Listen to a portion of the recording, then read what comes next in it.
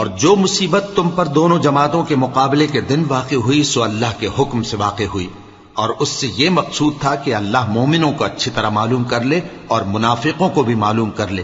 اور جب ان سے کہا گیا کہ آؤ اللہ کے رستے میں جنگ کرو یا کافروں کے حملوں کو روکو، تو کہنے لگے کہ اگر ہم کو لڑائی کی خبر ہوتی تو ہم ضرور تمہارے ساتھ رہتے۔ یہ اس دن ایمان کی نسبت کفر سے زیادہ قریب تھے، منہ سے وہ باتیں کہتے ہیں جو ان کے دل میں نہیں ہیں، اور جو کچھ یہ چھپاتے ہیں اللہ اس سے خوب واقف ہے۔ یہ خود تو جنگ سے بچ کر بیٹھ ہی رہے تھے، مگر جنہوں نے اللہ کی راہ میں جانیں قربان کر دیں اپنے ان بھائیوں کے بارے میں بھی کہتے ہیں کہ اگر ہمارا کہا مانتے تو قتل نہ ہوتے۔ کہہ دو کہ اگر سچے ہو تو اپنے اوپر سے موت کو ٹال دینا۔ جو لوگ اللہ کی راہ میں مارے گئے ان کو مرے ہوئے نہ سمجھنا، وہ مرے ہوئے نہیں ہیں بلکہ اللہ کے نزدیک زندہ ہیں اور ان کو رزق مل رہا ہے۔ جو کچھ اللہ نے ان کو اپنے فضل سے بخش رکھا ہے اس میں خوش ہیں، اور جو لوگ ان کے پیچھے رہ گئے اور شہید ہو کر ان میں شامل نہیں ہو سکے ان کی نسبت خوشیاں منا رہے ہیں کہ قیامت کے دن ان کو بھی نہ کچھ خوف ہوگا اور نہ وہ غمناک ہوں گے، اور اللہ کے انعامات اور فضل سے خوش ہو رہے ہیں، اور اس سے کہ اللہ مومنوں کا اجر ضائع نہیں کرتا جنہوں نے باوجود زخم کھانے کے اللہ اور رسول کے حکم کو قبول کیا۔ جو لوگ ان میں نیکوکار اور پرہیزگار ہیں ان کے لیے بڑا ثواب ہے۔ جب ان سے لوگوں نے آ کر بیان کیا کہ کفار نے تمہارے مقابلے کے لیے لشکر کثیر جمع کیا ہے تو ان سے ڈرو، تو ان کا ایمان اور زیادہ ہو گیا اور کہنے لگے ہم کو اللہ کافی ہے اور وہ بہت اچھا کارساز ہے۔ پھر وہ اللہ کی نعمتوں اور اس کے فضل کے ساتھ خوش و خرم واپس آئے، ان کو کسی طرح کا ضرر نہ پہنچا اور وہ اللہ کی خوشنودی کے تابع رہے، اور اللہ بڑے فضل کا مالک ہے۔ یہ خوف دلانے والا تو شیطان ہے جو اپنے دوستوں سے ڈراتا ہے، تو اگر تم مومن ہو تو ان سے مت ڈرنا اور مجھ ہی سے ڈرتے رہنا، اور جو لوگ کفر میں جلدی کرتے ہیں ان کی وجہ سے غمگین نہ ہونا، یہ اللہ کا کچھ نقصان نہیں کر سکتے۔ اللہ چاہتا ہے کہ آخرت میں ان کو کچھ حصہ نہ دے، اور ان کے لیے بڑا عذاب تیار ہے۔ جن لوگوں نے ایمان کے بدلے کفر خریدا وہ اللہ کا کچھ نہیں بگاڑ سکتے، اور ان کو دکھ دینے والا عذاب ہوگا۔ اور کافر لوگ یہ نہ خیال کریں کہ ہم جو ان کو مہلت دیے جاتے ہیں تو یہ ان کے حق میں اچھا ہے، نہیں، بلکہ ہم ان کو اس لیے مہلت دیتے ہیں کہ اور گناہ کر لیں، آخر کار ان کو ذلیل کرنے والا عذاب ہوگا۔ لوگوں، جب تک اللہ ناپاک کو پاک سے الگ نہ کر دے گا مومنوں کو اس حال میں جس میں تم ہو ہرگز نہیں رہنے دے گا، اور اللہ تم کو غیب کی باتوں سے بھی مطلع نہیں کرے گا۔ البتہ اللہ اپنے پیغمبروں میں سے جسے چاہتا ہے منتخب کر لیتا ہے، سو تم اللہ پر اور اس کے رسولوں پر ایمان رکھو، اور اگر ایمان پر قائم رہو گے اور پرہیزگاری کرو گے تو تم کو اجر عظیم ملے گا۔ جو لوگ مال میں جو اللہ نے اپنے فضل سے ان کو عطا فرمایا ہے بخل کرتے ہیں، وہ اس بخل کو اپنے حق میں اچھا نہ سمجھیں، وہ اچھا نہیں بلکہ ان کے لیے برا ہے۔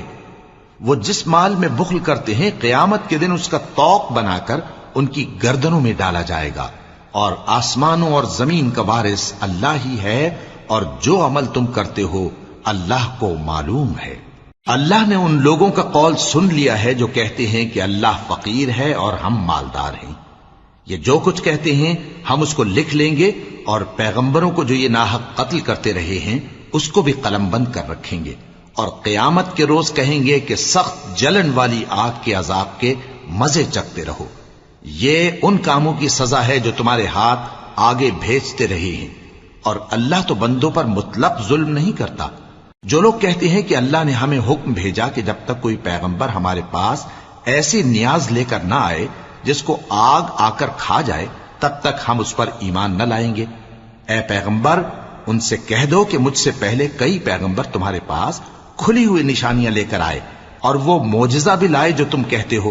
تو اگر سچے ہو تو تم نے ان کو کیوں قتل کیا؟ پھر اگر یہ لوگ تم کو جھٹلا رہے ہیں تو تم سے پہلے بہت سے پیغمبر کھلی ہوئی نشانیاں اور صحیفے اور روشن کتابیں لے کر آ چکے ہیں کہ ان کو بھی جھٹلایا گیا تھا۔ ہر شخص کو موت کا مزہ چکھنا ہے، اور تم کو قیامت کے دن تمہارے اعمال کا پورا پورا بدلہ دیا جائے گا۔ تو جو شخص دوزخ سے دور رکھا گیا اور بہشت میں داخل کیا گیا وہ مراد کو پہنچ گیا،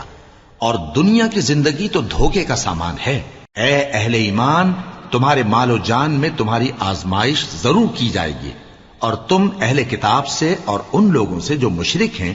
بہت سی ایذا کی باتیں سنو گے، تو اگر صبر اور پرہیزگاری کرتے رہو گے تو یہ بڑی ہمت کے کام ہیں۔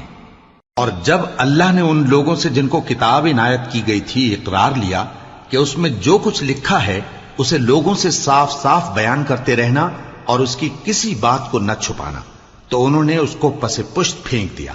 اور اس کے بدلے تھوڑی سی قیمت حاصل کی۔ یہ جو کچھ حاصل کرتے ہیں برا ہے۔ جو لوگ اپنے کیے ہوئے کاموں سے خوش ہوتے ہیں اور وہ کام جو کرتے نہیں ان کے لیے چاہتے ہیں کہ ان کی تعریف کی جائے، ان کی نسبت خیال نہ کرنا کہ وہ عذاب سے چھٹکارا پائیں گے، اور انہیں درد دینے والا عذاب ہوگا۔ اور آسمانوں اور زمین کی بادشاہی اللہ ہی کو ہے، اور اللہ ہر چیز پر قادر ہے۔ بے شک آسمانوں اور زمین کی پیدائش اور رات اور دن کے بدل بدل کر آنے جانے میں عقل والوں کے لیے نشانیاں ہیں،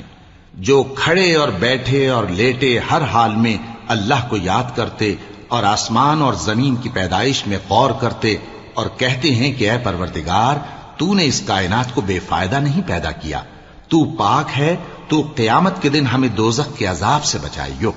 اے پروردگار، جس کو تو نے دوزخ میں ڈالا اسے رسوا کیا، اور ظالموں کا کوئی مددگار نہیں ہوگا۔ اے پروردگار، ہم نے ایک پکارنے والے کو سنا کہ ایمان کے لیے پکار رہا تھا کہ اپنے پروردگار پر ایمان لاؤ، تو ہم ایمان لے آئے۔ سو اے پروردگار، ہمارے گناہ معاف فرما اور ہماری برائیوں کو ہم سے دور کر دے، اور ہم کو دنیا سے نیک بندوں کے ساتھ اٹھائیو۔ اے پروردگار، تو نے جن جن چیزوں کے ہم سے اپنے پیغمبروں کے واسطے سے وعدے کیے ہیں وہ ہمیں عطا فرما، اور قیامت کے دن ہمیں رسوا نہ کیجیو۔ کچھ شک نہیں کہ تو خلاف وعدہ نہیں کرے گا۔ تو ان کے پروردگار نے ان کی دعا قبول کر لی اور فرمایا کہ میں کسی عمل کرنے والے کے عمل کو مرد ہو یا عورت ضائع نہیں کرتا۔ تم ایک دوسرے کے ہم جنس ہو، تو جو لوگ میرے لیے وطن چھوڑ گئے اور اپنے گھروں سے نکالے گئے اور ستائے گئے اور لڑے اور قتل کیے گئے،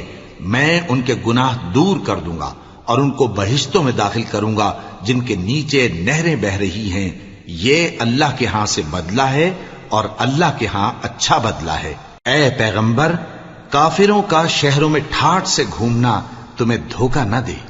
یہ دنیا کا تھوڑا سا فائدہ ہے، پھر آخرت میں تو ان کا ٹھکانہ دوزخ ہے، اور وہ بری جگہ ہے۔ لیکن جو لوگ اپنے پروردگار سے ڈرتے رہے ان کے لیے باغ ہیں جن کے نیچے نہریں بہ رہی ہیں، اور وہ ان میں ہمیشہ رہیں گے۔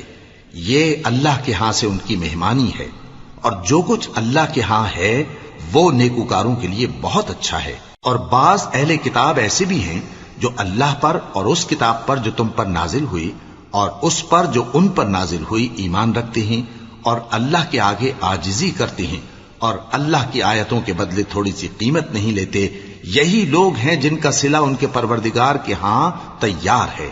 اور اللہ جلد حساب لینے والا ہے۔ اے اہل ایمان، کفار کے مقابلے میں ثابت قدم رہو اور استقامت رکھو اور مورچوں پر جمے رہو، اور اللہ سے ڈرو تاکہ مراد حاصل کرو۔ شروع اللہ کا نام لے کر جو بڑا مہربان نہایت رحم والا ہے۔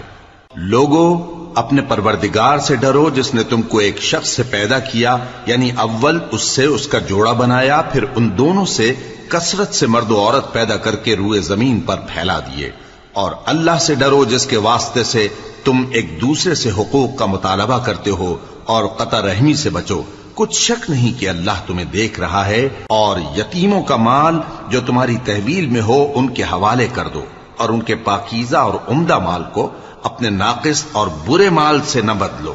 اور نہ ان کا مال اپنے مال میں ملا کر کھاؤ کہ یہ بڑا سخت گناہ ہے۔ اور اگر تم کو اس بات کا خوف ہو کہ یتیم لڑکیوں کے بارے میں انصاف نہ کر سکو گے، تو ان کے سوا جو عورتیں تم کو پسند ہوں، 2 یا 3 یا 4 ان سے نکاح کر لو۔ اور اگر اس بات کا اندیشہ ہو کہ کئی عورتوں سے انصاف نہ کر سکو گے، تو ایک ہی عورت سے نکاح کرو یا باندی سے تعلق رکھو جس کے تم مالک ہو۔ اس طرح تم بے انصافی سے بچ جاؤ گے۔ اور عورتوں کو ان کے مہر خوشی سے دے دیا کرو، ہاں اگر وہ اپنی خوشی سے اس میں سے کچھ تم کو چھوڑ دیں تو اسے مزے سے کھا لو۔ اور کم عقلوں کو ان کا مال جسے اللہ نے تم لوگوں کے لیے سبب معیشت بنایا ہے مت دو، ہاں اس میں سے ان کو کھلاتے اور پہناتے رہو اور ان سے معقول بات کہتے رہو، اور یتیموں کو بالغ ہونے تک کام کاج میں مصروف رکھو اور جانچتے رہو، پھر بالغ ہونے پر اگر ان میں عقل کی پختگی دیکھو تو ان کا مال ان کے حوالے کر دو، اور اس خوف سے کہ وہ بڑے ہو جائیں گے، یعنی بڑے ہو کر تم سے اپنا مال واپس لے لیں گے، اس کو فضول خرچی اور جلدی میں نہ اڑا دینا۔ اور جو شخص آسودہ حال ہو اس کو ایسے مال سے قطعی طور پر پرہیز رکھنا چاہیے، اور جو ضرورت مند ہو وہ مناسب طور پر یعنی بقدر خدمت کچھ لے لے، اور جب ان کا مال ان کے حوالے کرنے لگو تو گواہ کر لیا کرو، اور حقیقت میں تو اللہ ہی گواہ اور حساب لینے والا کافی ہے۔ جو مال ماں باپ اور رشتہ دار چھوڑ مریں، تھوڑا ہو یا بہت، اس میں مردوں کا بھی حصہ ہے اور عورتوں کا بھی، یہ حصے اللہ کے مقرر کیے ہوئے ہیں۔ اور جب میراث کی تقسیم کے وقت غیر وارث رشتہ دار اور یتیم اور نادار لوگ آ جائیں تو ان کو بھی اس میں سے کچھ دے دو اور ان سے معقول بات کہو۔ اور ایسے لوگوں کو ڈرنا چاہیے جو ایسی حالت میں ہوں کہ اپنے بعد ننھے ننھے بچے چھوڑ جائیں اور ان کو ان کی نسبت خوف ہو کہ ہمارے مرنے کے بعد ان بیچاروں کا کیا ہوگا، پس چاہیے کہ یہ لوگ اللہ سے ڈریں اور درست بات کہیں۔ جو لوگ یتیموں کا مال ناجائز طور پر کھاتے ہیں وہ اپنے پیٹ میں آگ بھرتے ہیں اور ضرور دوزخ میں ڈالے جائیں گے۔ اللہ تمہاری اولاد کے بارے میں تم کو ارشاد فرماتا ہے کہ ایک لڑکے کا حصہ 2 لڑکیوں کے حصے کے برابر ہے، اور اگر اولاد میت صرف لڑکیاں ہی ہوں یعنی 2 یا 2 سے زیادہ تو کل ترکے میں ان کا 2/3 ہے، اور اگر صرف ایک لڑکی ہو تو اس کا نصف ہے، اور میت کے ماں باپ کا یعنی دونوں میں سے ہر ایک کا ترکے میں 6واں حصہ ہے، بشرطے کہ میت کی اولاد ہو۔ اور اگر اولاد نہ ہو اور صرف ماں باپ ہی اس کے وارث ہوں تو 1/3 ماں کا حصہ ہے، اور اگر میت کے بھائی بھی ہوں تو ماں کا 6واں حصہ ہوگا۔ اور یہ تقسیم ترکہ میت کی وصیت کی تعمیل کے بعد جو اس نے کی ہو یا قرض کے ادا ہونے کے بعد جو اس کے ذمے ہو عمل میں آئے گی۔ تم کو معلوم نہیں کہ تمہارے باپ دادوں اور بیٹوں اور پوتوں میں سے فائدے کے لحاظ سے کون تم سے زیادہ قریب ہے؟ یہ حصے اللہ کے مقرر کیے ہوئے ہیں، اور اللہ سب کچھ جاننے والا ہے، حکمت والا ہے۔ اور جو مال تمہاری بیویاں چھوڑ مریں اگر ان کی اولاد نہ ہو تو اس میں سے نصف تمہارا ہے، پھر اگر ان کی اولاد ہو تو ترکے میں تمہارا حصہ 1/4 ہے، لیکن یہ تقسیم وصیت کی تعمیل کے بعد جو انہوں نے کی ہو یا قرض کے ادا ہونے کے بعد جو ان کے ذمے ہو کی جائے گی۔ اور جو مال تم مرد چھوڑ مرو اگر تمہاری اولاد نہ ہو تو تمہاری بیویوں کا اس میں 1/4 حصہ ہے، پھر اگر تمہاری اولاد ہو تو ان کا 8واں حصہ ہے۔ یہ حصے تمہاری وصیت کی تعمیل کے بعد جو تم نے کی ہو اور ادائے قرض کے بعد تقسیم کیے جائیں گے۔ اور اگر ایسے مرد یا عورت کی میراث ہو جس کے نہ باپ ہو نہ بیٹا مگر اس کے بھائی یا بہن ہو تو ان میں سے ہر ایک کا 6واں حصہ ہے، اور اگر ایک سے زیادہ ہوں تو سب 1/3 میں شریک ہوں گے۔ یہ حصے بھی بعد ادائے وصیت و قرض بشرطے کہ ان سے میت نے کسی کا نقصان نہ کیا ہو تقسیم کیے جائیں گے۔ یہ اللہ کا فرمان ہے، اور اللہ نہایت علم والا ہے، بردبار ہے۔ یہ تمام احکام اللہ کی حدیں ہیں، اور جو شخص اللہ اور اس کے پیغمبر کی فرما برداری کرے گا اللہ اس کو بہشتوں میں داخل کرے گا جن میں نہریں بہ رہی ہیں، وہ ان میں ہمیشہ رہیں گے، اور یہ بڑی کامیابی ہے۔ اور جو اللہ اور اس کے رسول کی نافرمانی کرے گا اور اس کی حدوں سے نکل جائے گا اس کو اللہ دوزخ میں ڈالے گا جہاں وہ ہمیشہ رہے گا، اور اس کو ذلت کا عذاب ہوگا۔ مسلمانوں، تمہاری عورتوں میں جو بدکاری کا ارتکاب کر بیٹھیں ان پر اپنے لوگوں میں سے 4 شخصوں کی شہادت لو، اگر وہ ان کی بدکاری کی گواہی دیں تو ان عورتوں کو گھروں میں بند رکھو یہاں تک کہ موت ان کا کام تمام کر دے، یا اللہ ان کے لیے کوئی اور سبیل پیدا کرے۔ اور جو 2 مرد تم میں سے بدکاری کریں تو ان کو ایذا دو، پھر اگر وہ توبہ کر لیں اور نیکوکار ہو جائیں تو ان کا پیچھا چھوڑ دو، بے شک اللہ توبہ قبول کرنے والا ہے، مہربان ہے۔ اللہ انہی لوگوں کی توبہ قبول فرماتا ہے جو نادانی سے بری حرکت کر بیٹھتے ہیں پھر جلد توبہ کر لیتی ہیں، پس ایسے لوگوں پر اللہ توجہ کرتا ہے، اور وہ سب کچھ جاننے والا ہے، حکمت والا ہے۔ اور ایسے لوگوں کی توبہ قبول نہیں ہوتی جو ساری عمر برے کام کرتے رہیں یہاں تک کہ جب ان میں سے کسی کی موت آ موجود ہو تو اس وقت کہنے لگے کہ اب میں توبہ کرتا ہوں، اور نہ ان کی توبہ قبول ہوتی ہے جو کفر کی حالت میں مریں۔ ایسے لوگوں کے لیے ہم نے دردناک عذاب تیار کر رکھا ہے۔ مومنوں، تم کو جائز نہیں کہ زبردستی عورتوں کے وارث بن جاؤ، اور دیکھنا اس نیت سے کہ جو کچھ تم نے ان کو دیا ہے اس میں سے کچھ لے لو، انہیں گھروں میں مت روک رکھنا۔ ہاں، اگر وہ کھلے طور پر بدکاری کی مرتکب ہوں تو اور بات ہے، اور ان کے ساتھ اچھی طرح سے رہو سہو۔ پھر اگر وہ تم کو ناپسند ہوں تو عجب نہیں کہ تم کسی چیز کو ناپسند کرو، اور اللہ اس میں بہت سی بھلائی پیدا کر دے۔ اور اگر تم ایک عورت کو چھوڑ کر دوسری عورت کرنی چاہو اور پہلی عورت کو ڈھیر سا مال دے چکے ہو تو اس میں سے کچھ مت لینا، بھلا تم بہتان لگا کر اور کھلا گناہ کر کے اپنا مال اس سے واپس لوگے؟ اور تم دیا ہوا مال کیوں کر واپس لے سکتے ہو جبکہ تم ایک دوسرے کے ساتھ صحبت کر چکے ہو اور وہ تم سے پختہ عہد بھی لے چکی ہیں؟ اور جن عورتوں سے تمہارے باپ دادا نے نکاح کیا ہو ان سے نکاح نہ کرنا مگر جاہلیت میں جو ہو چکا سو ہو چکا۔ یہ نہایت بے حیائی اور اللہ کی ناخوشی کی بات تھی اور بہت برا دستور تھا۔ تم پر تمہاری مائیں اور بیٹیاں اور بہنیں اور پھوپھیاں اور خالائیں اور بھتیجیاں اور بھانجیاں اور وہ مائیں جنہوں نے تم کو دودھ پلایا ہو اور رضائی بہنیں اور ساسیں حرام کر دی گئی ہیں، اور جن عورتوں سے تم خلوت کر چکے ہو ان کی لڑکیاں جنہیں تم پرورش کرتے ہو وہ بھی تم پر حرام ہیں۔ ہاں، اگر ان کے ساتھ تم نے خلوت نہ کی ہو تو ان کی لڑکیوں کے ساتھ نکاح کر لینے میں تم پر کچھ گناہ نہیں، اور تمہارے صلبی بیٹوں کی عورتیں بھی اور دو بہنوں کا اکٹھا کرنا بھی حرام ہے، مگر جو ہو چکا سو ہو چکا۔